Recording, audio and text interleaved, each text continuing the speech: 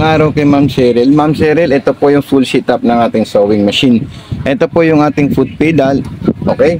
So, dito po natin yan, ma'am, isasaksak sa ating outlet.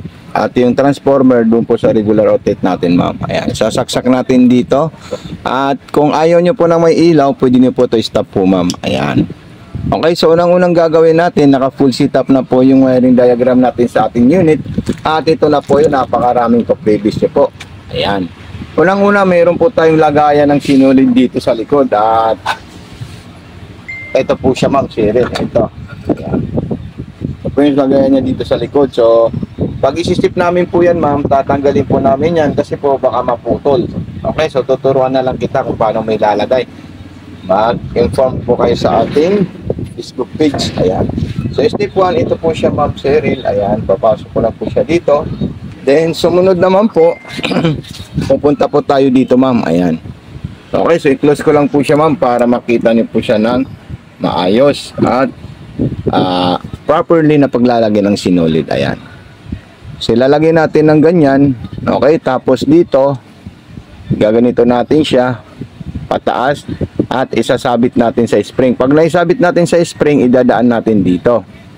Tapos, ayun po yung hook, iikutin natin ito, ma'am. Ayan. So, ipapasok ko po siya ng diretso papunta sa kaliwa. Ayan. So, any concern, wag lang po kayo mahihiya mag-message sa atin po, ma'am. Ayan. Okay? Tapos, ayan. Papasok ko rin po ito, ma'am. Okay, so dire-diretso na po dito, ma'am. At saka dito. Then, yung pagpasok sa tamang sinulid, straight po siya, ma'am. Papunta po dun sa likod. Yung pagkabit or pagtusok ng sinulid sa butas ng karayom. So, ayan po siya, ma'am. Pinasok ko na po siya sa butas ng karayom. So, okay na po ito, ma'am. Yung step 1 natin, perfect na po yung pagkalalagay natin at pagka-video natin. Sumunod naman po, ma'am, sa ilalim. Ito yung isa sa kailangan natin pag-aralan at magpaturo. Ayan. Huwag niyo po tatanggalin yung dalawang tainga ng lock na to. Ito lang po yung tatanggalin natin. Ayan. So, ito po siya, ma'am. Once na kayo naman po ay magpupundo ng sinulid kasi marami na po itong sinulid, ilalagay nyo lang po dito at itutulak nyo po dito. At tapakan nyo na po yung unit natin kasi gumagana po yan, ma'am. Ayan. Okay. Tapos dito naman, ilalagay natin siya dito. May maliit na hiwa po dito. Ayan, may maliit na hiwa po dyan. Sabit natin dyan at ilalabas natin dito sa pinakamalaking guhit na butas. Pag nailabas natin, ipapasok natin dyan at siya po ay tutunog. Ayan. Pag hindi po siya tumunog, ulitin nyo po, ma'am. Ayan. Center point nyo lang po siya, ma'am. Ayan. Then, iikutin natin ito at ipitin natin yan para makain niya po yung sinulid sa ilalim. So, ayun po silang dalawa. Lumabas po sila habang iniikot ko po ito, ma'am. Ayan. Tapos, ipapasok ko na po siya sa likod. Ilalagay natin ito. At ito rin, hindi ko ilalagay na ganitong position kasi may tendency na baka siya po ay mag-crack or ano. Gagawin ko lang ito, tutupi ko at ilalagay ko po ng ganito. Ayan. Ganyan lang po siya, ma'am, ha? Okay. Tapos, kasi gusto ko po perfect at saka maingat po ako sa mga gamit na pinapadala namin sa aming mga customers. So, ito po yung tela natin, ma'am. Cotton. Ayan. So, itatahi po natin yan, ma'am. Okay? So, bago po natin yan itahi po, ma'am, i-rotate muna natin ito, ma'am. Ayan. Ito yung distance. Ito yung provider. Anong yung provider? Provider po ng derecho pag 0. Provider ng design pag number 5. Ayan. So, apakan ko na po siya, ma'am. Ayan. Sabi, napaka-smooth at napaka-solid. Ayan. So, ipakita natin yung lock. I-press nyo lang po ito, ma'am. Ayan. Okay, so ito ipakita natin kay Ma'am Cheryl. Ma'am Cheryl, ito po siya, napaka-perfect po siya, ma'am. Hindi po natin makakita ng todo kasi po blue at saka red yung sinulid natin. Okay, then isusunod natin, tayo ay magsisigsag. Ito lang po yung ililipat natin. So, malalayo po yung lakad ng sigsag natin, pwede po natin ilagay sa number 2. Ayan.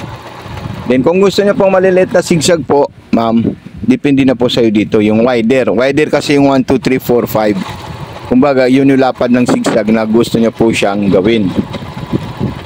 Okay, so ito na po siya. Ayan. So sa mga iba't ibang klaseng sigsag naman po ma'am, ang gusto ko paggawa sa kanya. Let's say gusto ko po ng pang-aging. Saan po yung pang-aging dyan? Ito po siya ma'am, dalawa. Ayan. I-aging po ako. So kulay dilaw ang kukunin ko. So sagad to sa number 5. Ayun po yung kulay dilaw. Na, number 4 po siya ma'am. Ayan. Okay, so talagang napakasulit. Ayan o, napakasarap gamitin po ito ma'am. Okay.